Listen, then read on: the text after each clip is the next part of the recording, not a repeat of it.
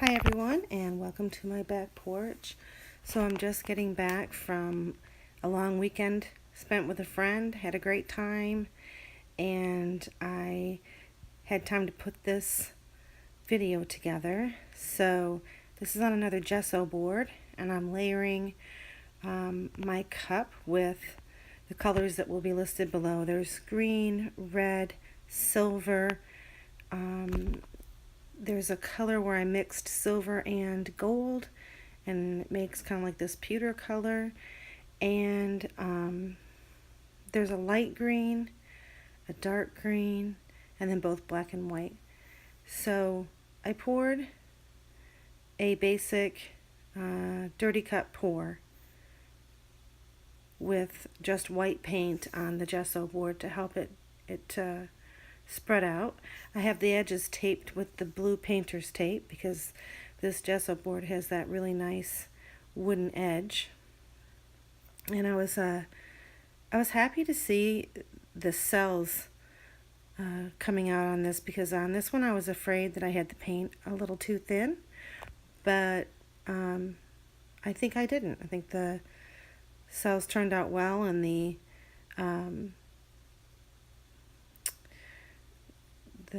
metallic, both the silver and the pewter, they are standing out, pretty well. And this is one of my found videos, so here I am. Okay, this is the first time I tried this. I filled the little cup with some more paint, and instead of losing the edges of the original pour, I decided to try adding some with a new pour, just to keep it all on the canvas, especially if you don't use too much paint in the beginning. But even with doing that, and I don't remember why, and I didn't do a close-up here, I don't think, but I wasn't happy with the results. So in a minute here, you're going to see me just scrape it off and start again. And see, I don't know, it looks kind of cool from here right now. I'm not sure what I was going for that I couldn't get, because I guess I could take notes at some point, but I didn't. So I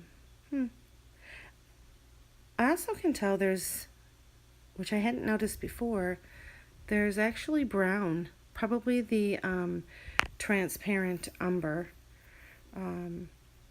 that I've used in there, which is really kind of a cool contrast in the finished piece with the silver. So just using a spatula, and I will say that I'm not a huge fan of the gesso board because, well, it's kind of like a love-hate relationship. Really easy to get the paint off if you make a mistake right here. It just really slides right off. It's a bit of a pain to do all that taping around, but worth it because it, saves that beautiful edge that it has.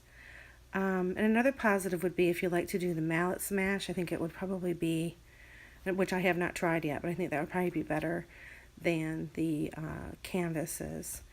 But the negative is that when it gets wet, it bows a little bit, which is going to mess with your product. Your end product, when you're done painting and you let it dry, it's going to shift a little bit, unless somebody has an idea on how to keep that from happening.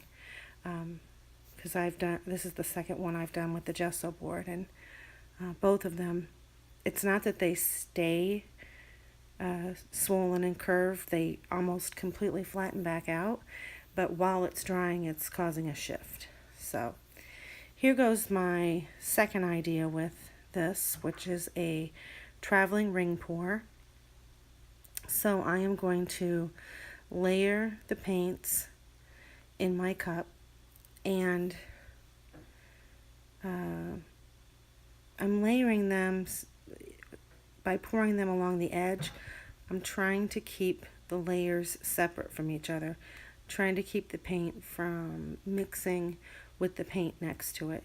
And a lot of times one of the things that I do is I'll go, if I have several metallics, then I might go, like green then metallic, red then metallic, brown then white then metallic, kind of like that. So here I am with, and I am not very good at the ring pour. I have a hard time making those little circles. So I'm just kind of pouring it out and maybe more like shaking it than I am, I kind of like shaking it back and forth than I am making circles. Yeah, so I don't know. I think it's because I don't take my time sometimes. I get in a hurry and the idea is there and I want to get it on the canvas or the board, and I just lose my patience in what I'm doing. So I also like to pour more than one cup because I feel like that paint at the bottom, it eventually starts to get kind of muddy at the bottom, because as the paints are pouring out, I think there's some mixing going on with what's left in the cup. So I usually will layer several cups to pour in the traveling ring pour. So next is the tipping and stretching, and this is the part where you really get to see if your paints are a good consistency, and if they are cooperating and staying within their area that they were poured. In other words, you should be able to see the rings as you stretch them, and it shouldn't necessarily all blend. If you've done either shaking it back and forth or the rings, it keeps it from blending. So you should see a little bit of a difference between the colors in this. So, okay, there it is, finished, and I'm real happy with this. That piece that has the most white around it is really heavily silver, and it looks fantastic. So here are the close-ups. You can see the gold and the silver, and there's also a pewtery kind of color, a mix of gold and silver in there, and the red and the green. And in there you can also see the transparent umber.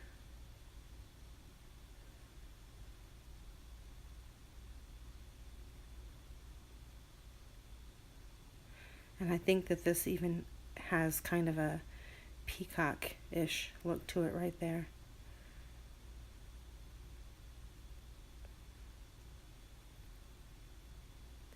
So I don't know if it's the taped up edges or just the shape and weight of the board, but it was really slippery when I was using it.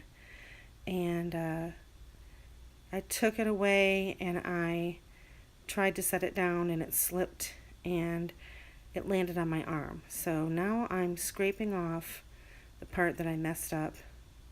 Basically I was finished with this. I liked it. Yeah, so then I had to mix up a little bit more white and add that to it. I wasn't about to give up on this one. I think this was going in a good direction, and all I could do was hope that I could mend it after I dropped it on my arm. So here goes the layering again in the cup.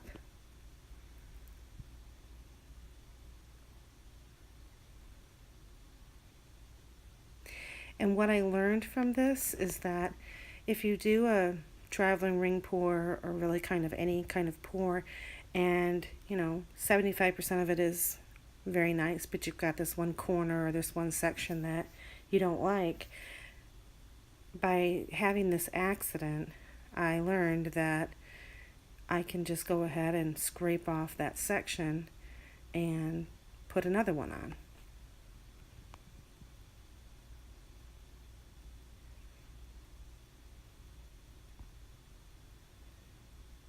And so the finished piece is just as nice as before I dropped it on my arm. And then there's some still pictures coming up. I think I had one little splotch there that I didn't like the angle, so I added a little bit of white and dragged it through to make it a little prettier in that spot. So here goes the final showing of it. You can see a lot of definition. That's the new part where the colors stayed separate. And if you liked the video, then please hit the like button, subscribe if you want to see more, share this with someone that might like to see it, and leave me a comment if you'd like. Thank you.